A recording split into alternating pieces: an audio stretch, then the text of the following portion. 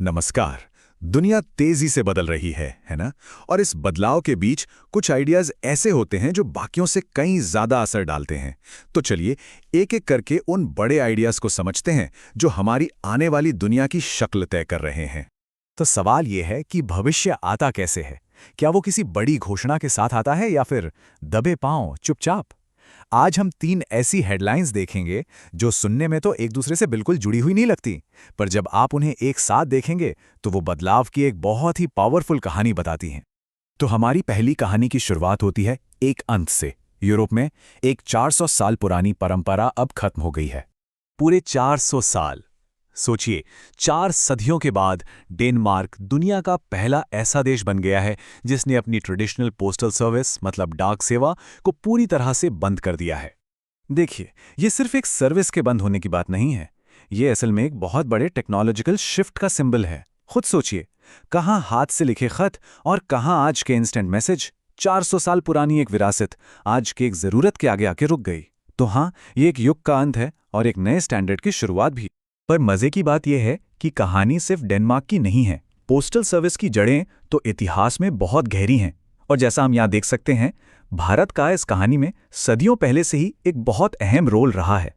अच्छा, तो अब चलते हैं अपनी दूसरी कहानी की तरफ और देखते हैं कि ये कहानी कैसे आगे बढ़ती है, एक अंत से हिमाचल प्रदेश के पहाड़ों में एक बिल्कुल अनसोची एक नई शुरुआत की तरफ। तो सबसे पहले एक बात साफ कर लेते हैं, हम यहाँ जिस चीज की बात कर रहे हैं उसका ड्रग्स से कोई लेना देना नहीं है। यह है इंडस्ट्रियल हेम्प, जो एक बहुत ही वर्सेटाइल और कीमती एग्रीकल्चरल प्रोडक्ट है।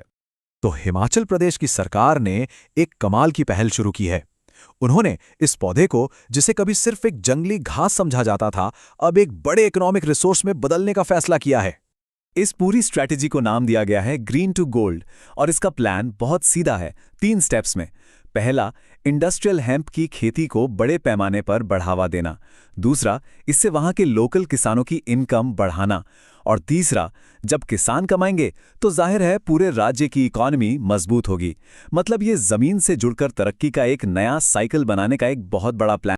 तो अब तक हमने 2 तरह के बदलाव देखे, एक जो टेक्नोलॉजी की वजह से हुआ और दूसरा जो एक पुराने रिसोर्स को नए नजरिए से देखने से हुआ।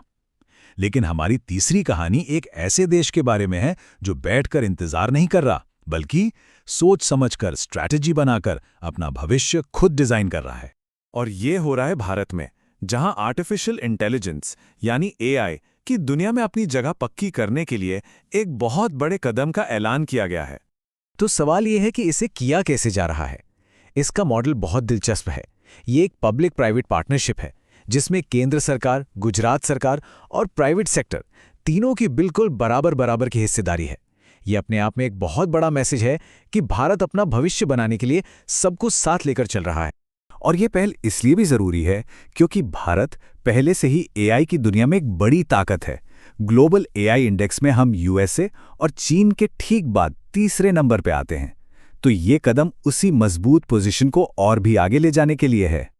और इतने बड़े विजन को सपोर्ट करने के लिए एक बड़ा इन्वेस्टमेंट भी है, पूरे 300 करोड़ रुपए। ये वो पैसा है जो अगले 5 सालों में इस पूरे प्रोजेक्ट को जमीन पर उतारने के लिए लगाया जाएगा।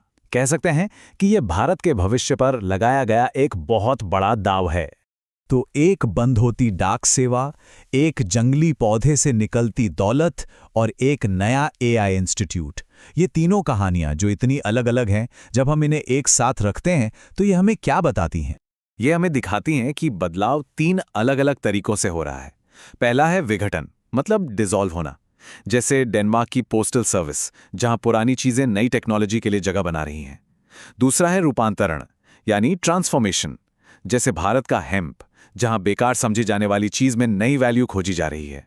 और तीसरा है स्ट्रैटेजिक क्रिएशन, जहां भविष्य को कोड और पॉलिसी के साथ सोच समझकर बनाया जा रहा है, जैसा कि भारत के एआई ऑर्गेनाइजेशन में हो रहा है।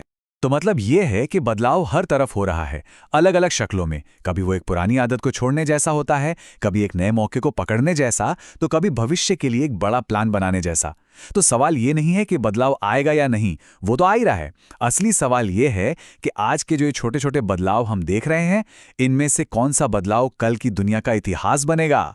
और शायद इसका जवाब हम सबके कामों में ही छिपा है।